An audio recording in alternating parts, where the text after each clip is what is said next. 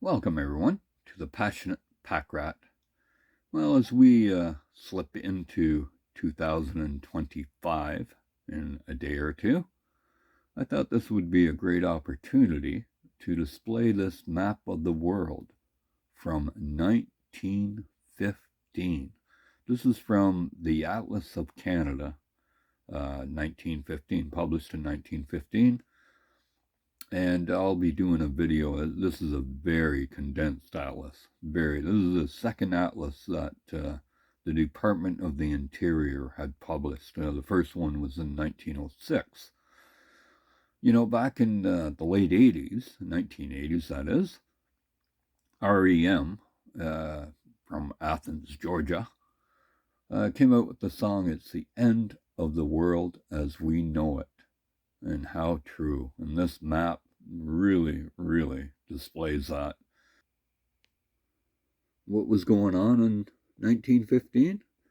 Well, there was a world war going on, World War I, as a matter of fact. And a lot of the battles were being fought in Europe, France, Belgium. The major battles such as the Somme, Passchendaele, Ypres 2. Ypres 2 was where my great-grandfather got gassed. Then Canada's greatest moment during World War I, Vimy Ridge, which they successfully captured. Anyways, a lot of the other battles were going on in Africa.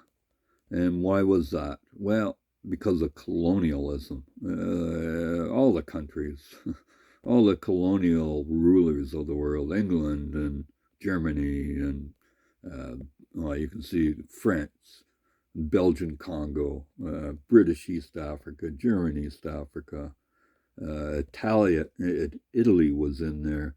You can see Italia Somaliland.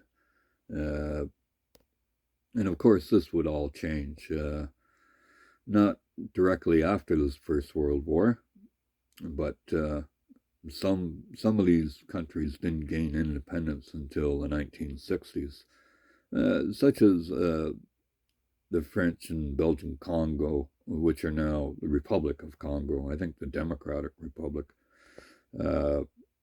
British East Africa has Tanzania in it. Uganda, I believe, is there. Rwanda is in German East Africa. Burundi is there.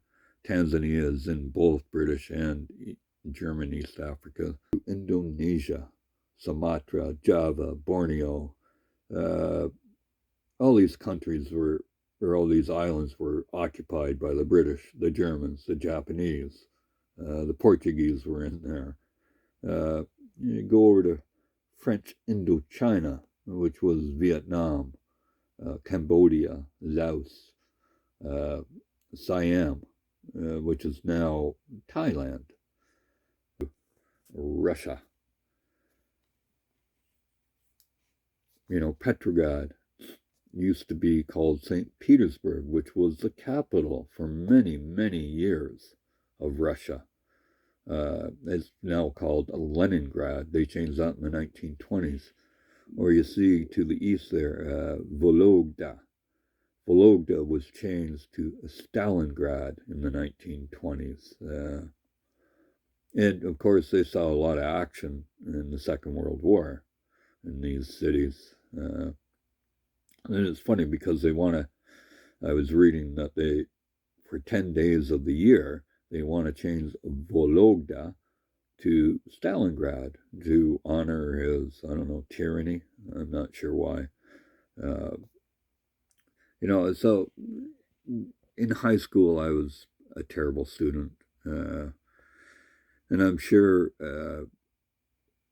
channels such as Tripolic, X Cards, Zach Collects Stuff, Sports Card Ripping Teacher, I'm sure they can all relate to trying to teach history to students, which could be viewed as boring.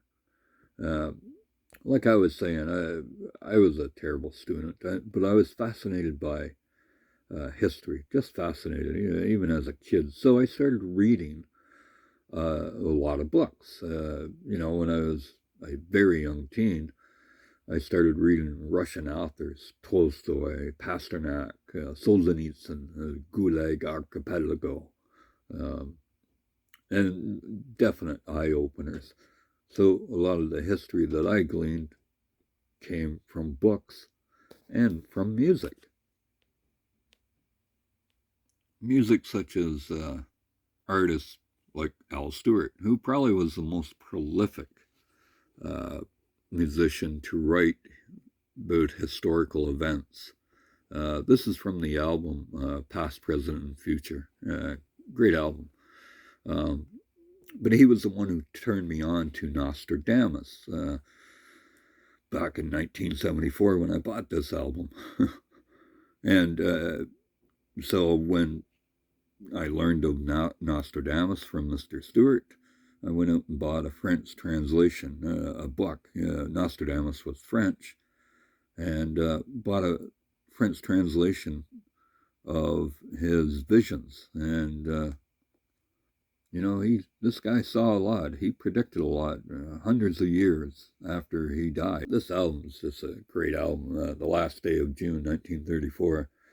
I believe that was the start of the Second World War when Germany invaded Poland.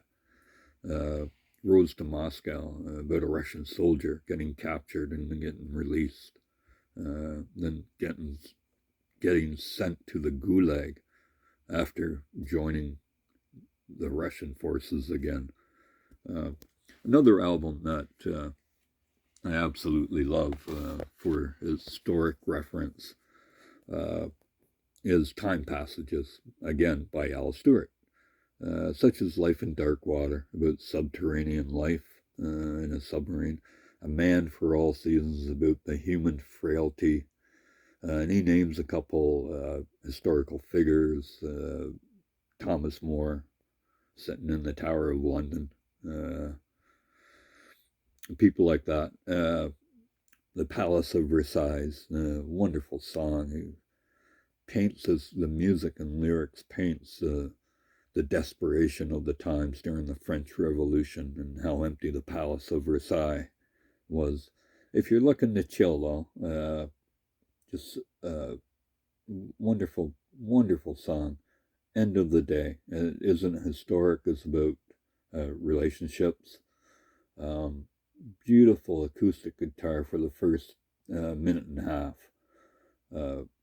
Just gorgeous. And then he gets into the lyrics. But it's a great chill song, especially at the end of the day. So that's my map of the world as we slip into 2025. My Lord. And yes, it is the end of the world as we knew it. And I do feel fine. Thanks for watching, everyone. Take care of yourselves and take care of those around you. Happy New Year. Peace on earth.